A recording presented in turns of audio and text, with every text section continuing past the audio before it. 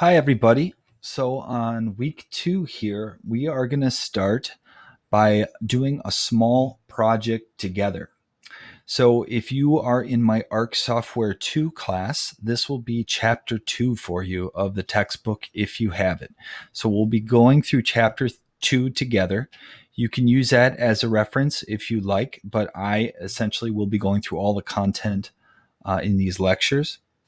For my electrical and mechanical class, this isn't part of your textbook.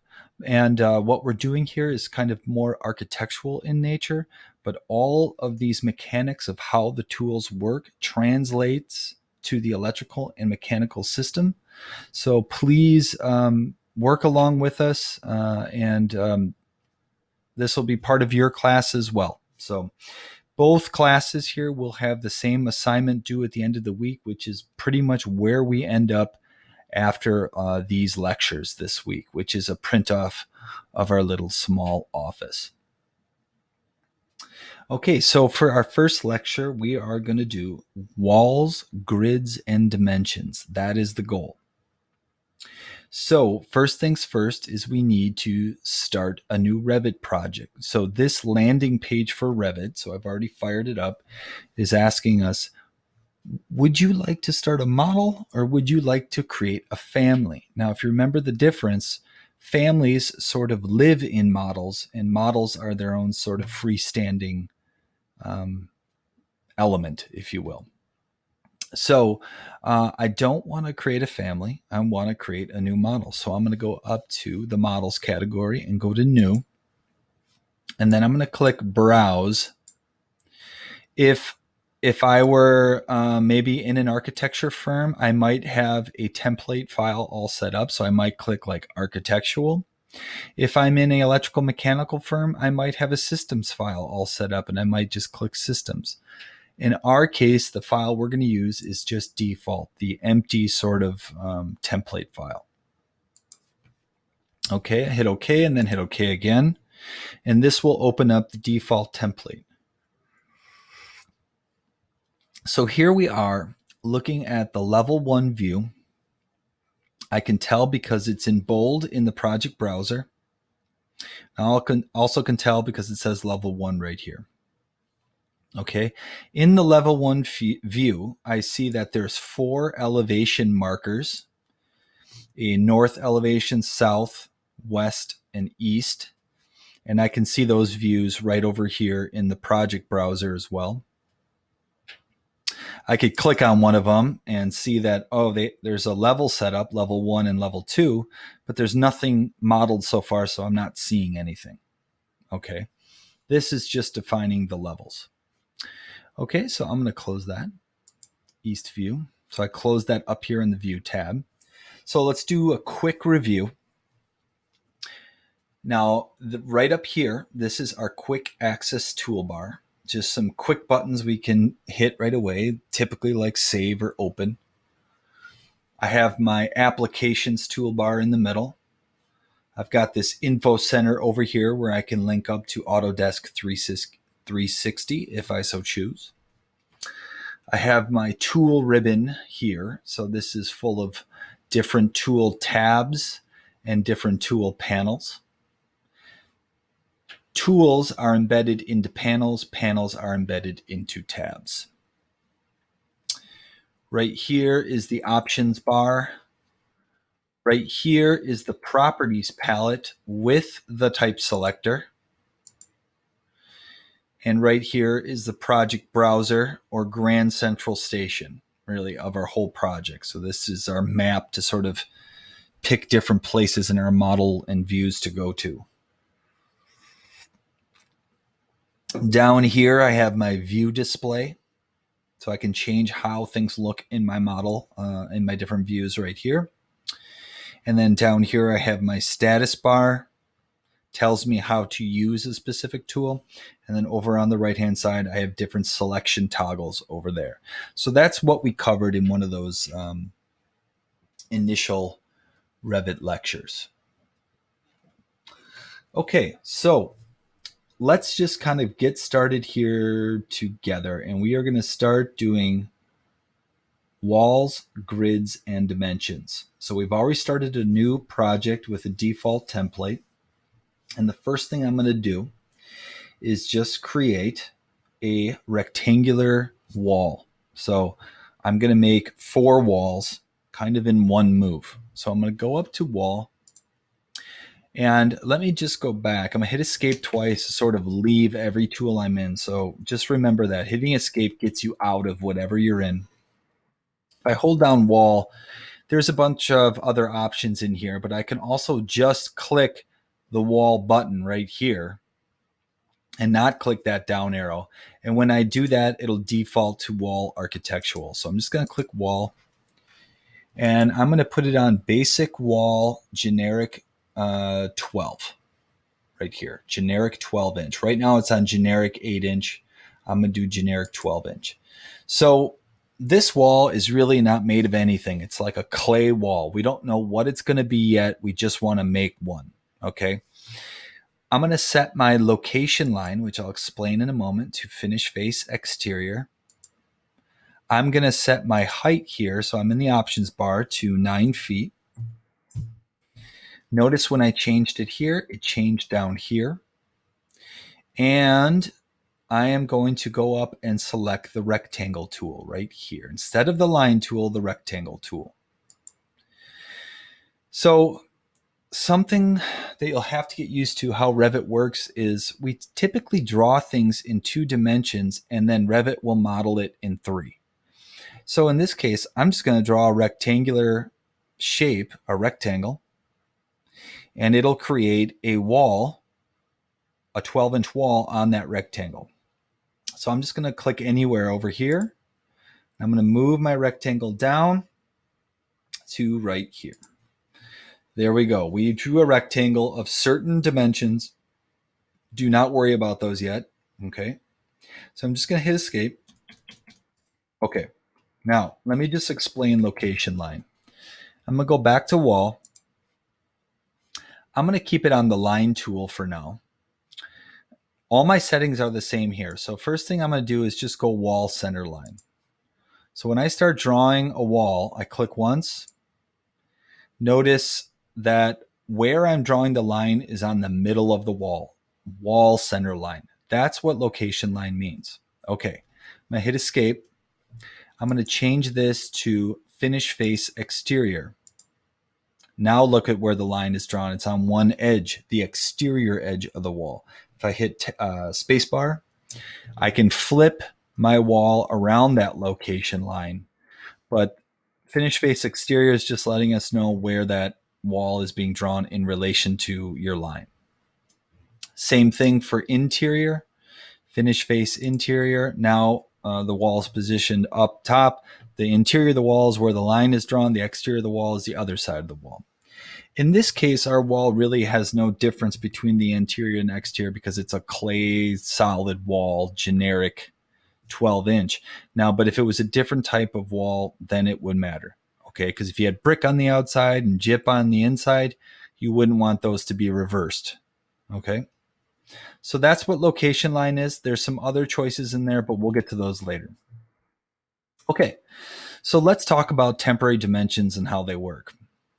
So I want this shape to be 60 by 100 feet long.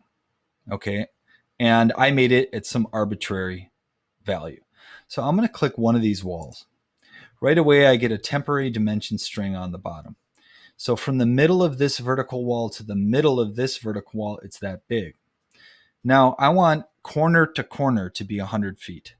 So I want to reset these witness lines, that's what they're called, to the right position. So if I click once and then again on that witness line and once and then again on that one, I can see now it's corner to corner.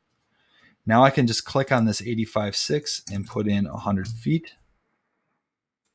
Do exactly the same with the vertical dimension between these 2 horizontal walls.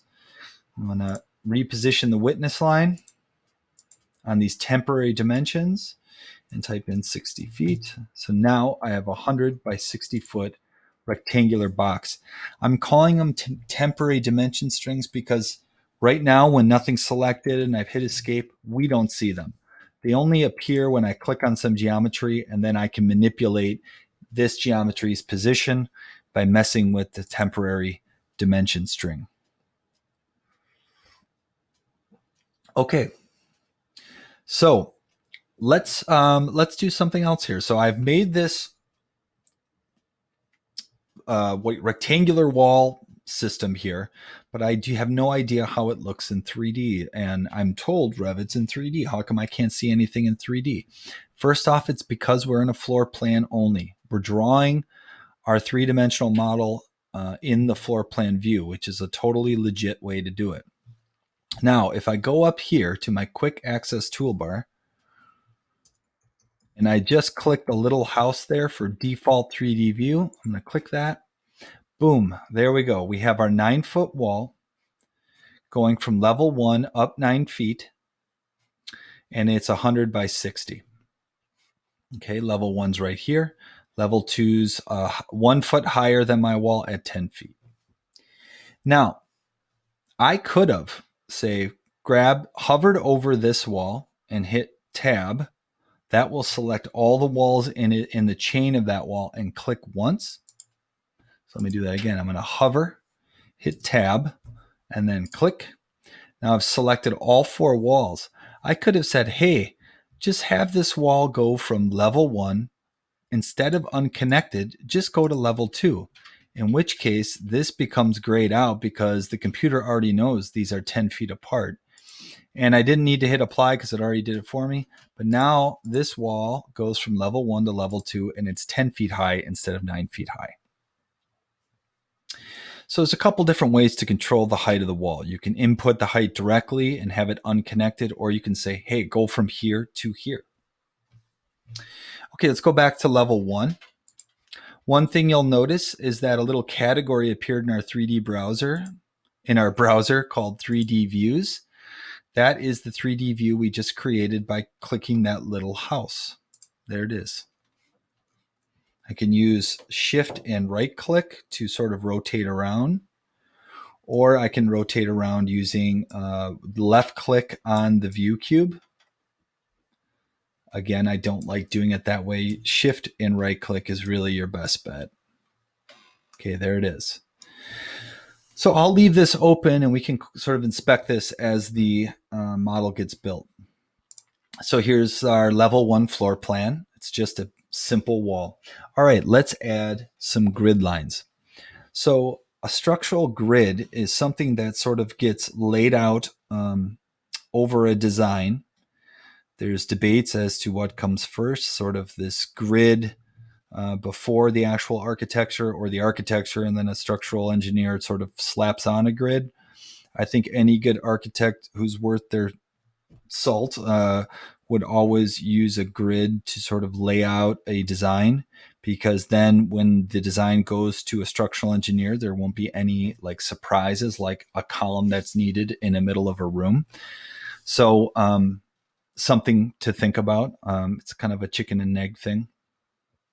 So let's go ahead and add some grid lines. So I'm going to go to the architecture tab, go all the way down to datum panel and click grid. Now I could just as well type in GR, but I'll just do grid, and I'm going to do 1. So I click once down there, once up here. I'm going to do 2, and I'm going to do 3. Now notice I'm being kind of arbitrary here where I'm putting them. That's fine for right now. One thing I'm going to do is click, say, this middle one, and I'm going to just align these so it's aligned with 1, and then 3 already is aligned, so I don't need to move that. But I do want to align the bottom to number 1 and align this one to number 1. There we go. Now, when I click on any grid line and move one of these little circles here, they all move together. Okay. Now you can also, there's a couple features on here. First off is the elbow. If I click that, you get a little turn in this, and sometimes that's useful. If I click uncheck the checkbox here and check it down here, I can put the 1 down there. I can put it on both ends. Typically, it's on one end. Okay. So we have our first grid line, our second grid line, and our third grid line. And now I'm going to add 2 more grid lines, one right here and one right here. Okay. Now I'll align these ones just like I did the other ones. Okay, that one's already aligned. I'm going to change this 4. I'm going to click twice on the number 4 and change it to an A and hit enter. I'm going to click twice on the number 5 and change it to a B and click enter. Okay, I've got all the grid lines I want, but they are not positioned correctly. So here's what I want to do. I want to position grid line 1 to the exterior surface of this wall. I want to position grid line 3 to the exterior surface of this wall, A to this wall, and B to this wall. I could just as easily move this over, but I'm going to use a really cool tool under the Modify tab called Align, otherwise known as AL, Align. So I'm going to click that. I'm going to click the outer edge of the wall and then click the grid line. Click the outer edge of the wall and then click the grid line. Click the outer edge, grid line, outer edge, grid line. Okay, that looks pretty good. 2 is still not positioned correctly, but we'll get to that. I might want to pull these guys in a little bit, like that. I'm going to undo one thing. I'm going to go back one step. So I just did Control Z just to show you something. I'm going to align B to this wall. And right when it goes there, you see this little lock button. I'm going to go ahead and hit lock. Okay. That ties the wall geometry to this grid line. So that if, for example, I wanted to move this down, I moved the grid line, but the wall stayed with it. So that is an option. You could lock all these to the grid line. That way you could move a grid line later and everything moves with it. You don't have to sort of sit here and be like, oh God, I just moved this. What does this affect down the line? So in my case, or potentially our case, B is the only one that's locked. Okay, so I'm just going to kind of clean these up. I'm just going to pull these little toggles over and sort of get this composed nicely, this floor plan. I'm going to put some dimensions up here, so I'm going to move this up a little bit. It looks like there's a lot of room there now, but we'll be fine later. Okay, so that is, we've added those walls, we've added the grids. Now let's do some dimensions. And when we do the dimensions, we'll position grid line 2. So for dimensions, I'm going to go to the Annotate tab and go to the Dimension panel and click Aligned. My first dimension, I'm going to go from 1 to 2 to 3. My second dimension, I'm going to go 1 to 3. So 1, 2, 3. So now when I want to sort of position it and I'm done, I'm just going to kind of click in space. Now I'm going to do it again, but I'm going to go 1 to 3. So I'm going to go 1, 3. You can feel this one sort of click into place, which does a nice distance from the previous one. And I'll just click in space. There we go. Okay. So what I want is grid line 2 to be positioned equally between 1 and 3. So what I can do for that is I can click on the dimension string, and you see this little EQ that appeared right here. Okay. If I click that EQ, this dimension become equal, EQ, and it moved. Since the dimension string was going to the second grid line, it moved the grid line into the middle position. So I know that this is 50 feet, this is 50 feet, because this dimension string tells me the total of 100. So all that EQ dimension string is telling us is that, hey, in this building, the second grid line is right in the middle. Okay, so I'm going to add another dimension string from A to B. I'm going to go aligned, A, B, and I'll put it about right here. There we go. So let's go to our 3D view. Looks exactly the same. Okay, that's because grid lines aren't sort of visible. They aren't visible in 3D, although the levels are here, level 1, level 2, but the grid lines we can't see in 3D.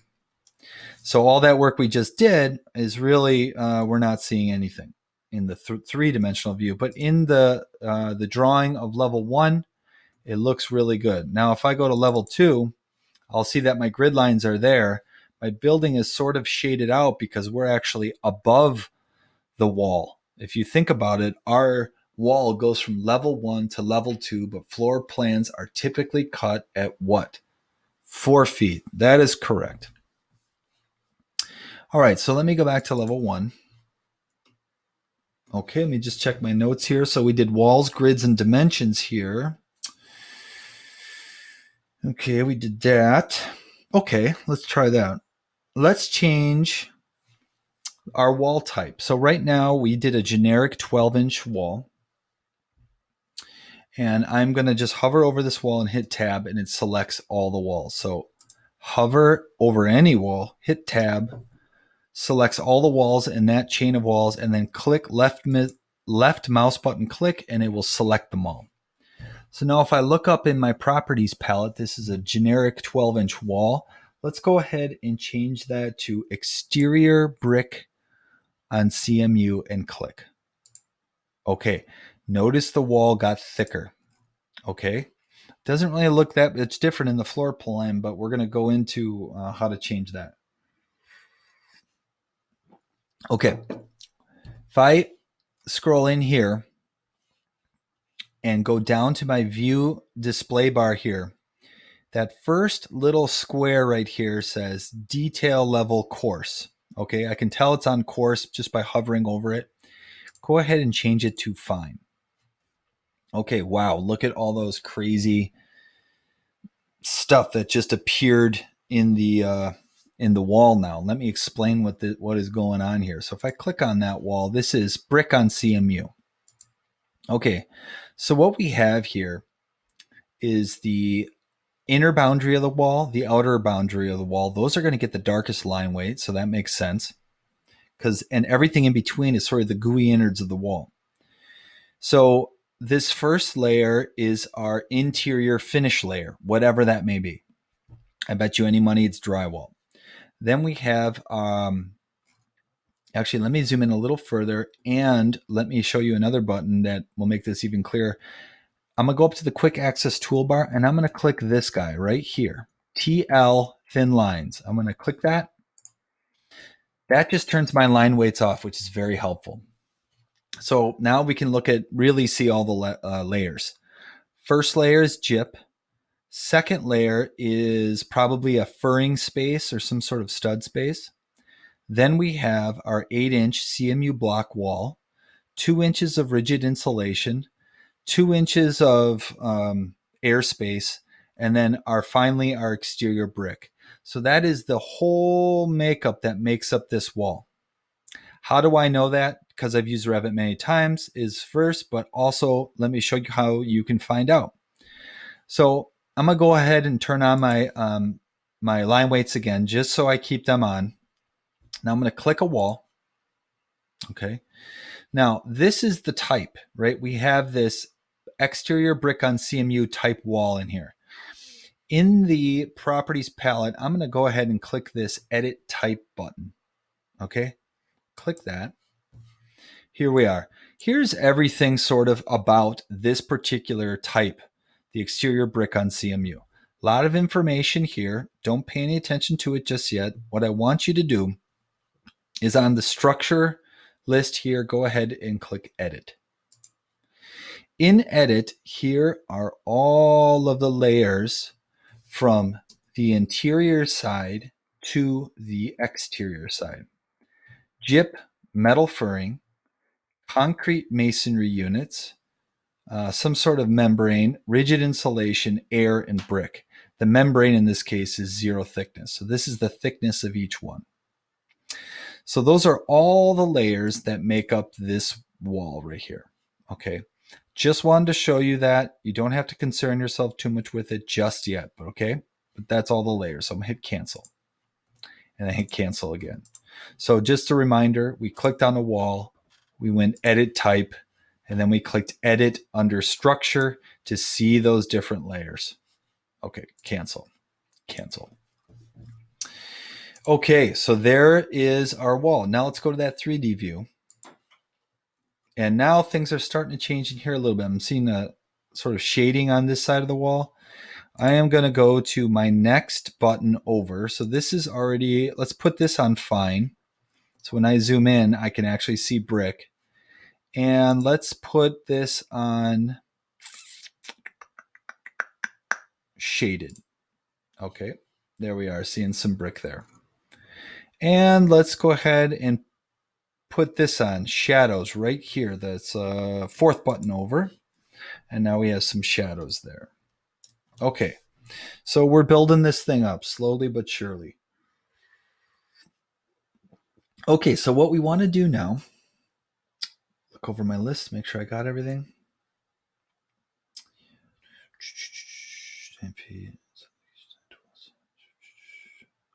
Okay. All right, I'm going to go to level 1. And I want to put an interior wall that goes from here all the way over to here. And I want it to be a 4 7/8 gyp wall. Now, a 4 7/8 partition wall or gypboard wall is basically a 3.5 inch stud with 5/8 on each side of drywall. A typical interior wall construction. So I am going to go to architecture wall, and I am going to go to interior 4 7/8 partition right here. The 1 hour is the fire rating after it. Okay, so I'm going to click that. Now, don't worry about where it is, but I'm just going to click somewhere. You see that little dash lines appearing there? Click there, and I'm going to click all the way over here. Okay. All right. So one thing I want to make sure. So there's a wall in there, interior wall. If I click on that wall, it's going from level 1 to level 2. Let's, instead of level 2, let's change this to unconnected. And let's change our height here to 9 feet and hit apply. Okay. Now let's go to the 3D view. There it is, 1 foot lower than our exterior wall, which goes from level 1 to level 2. So that makes sense. And this is an interior partition wall. Okay, so let's go to level 1. And let's click on that wall.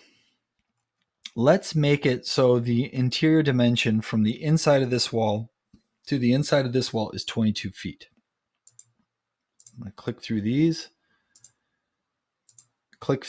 till it's on the interior, and you can keep clicking. It'll just run through them again. I'll click the dimension and do 22 feet. There we go. So this is going to be my open lobby space out here, and this is going to be several rooms, office rooms and whatnot, and restrooms back there. Okay, so let's go ahead and draw 5 vertical walls somewhere in here. Do not worry about where they are. Just make them 5 vertical walls that live somewhere in here. So I'm going to use the same type of wall, interior 4 7/8. So 1, 2, 3, 4, 5. Okay, so I got 5 walls in there. Now let's add a dimension string. I want these walls to be equally spaced. Okay, from the inside edge of this wall to the inside edge of this wall. See if you can do that on your own. Maybe hit pause, and I'm just going to move on. So I'm going to go to annotate aligned,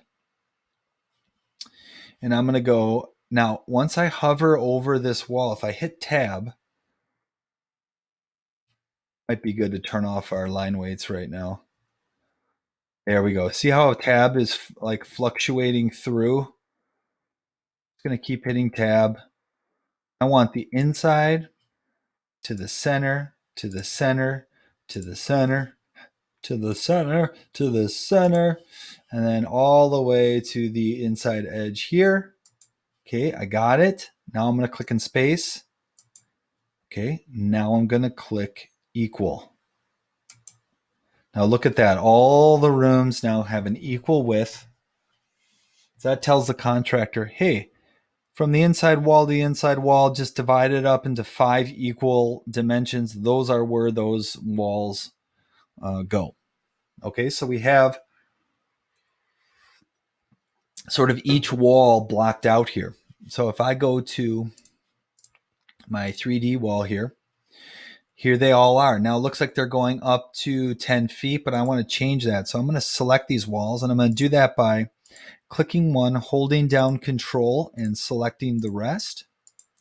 And then instead of top constraint up to level 2, I'll just say unconnected and change the unconnected height to 9 feet. Then you can either hit apply here or just wait a second and it'll apply it itself. So there we go. We got our walls in there. Let's go back to level 1. All right, this office is starting to get together, come together. So I think right now would be a really good time to save it. Okay, so I'm going to go up to File, Save As,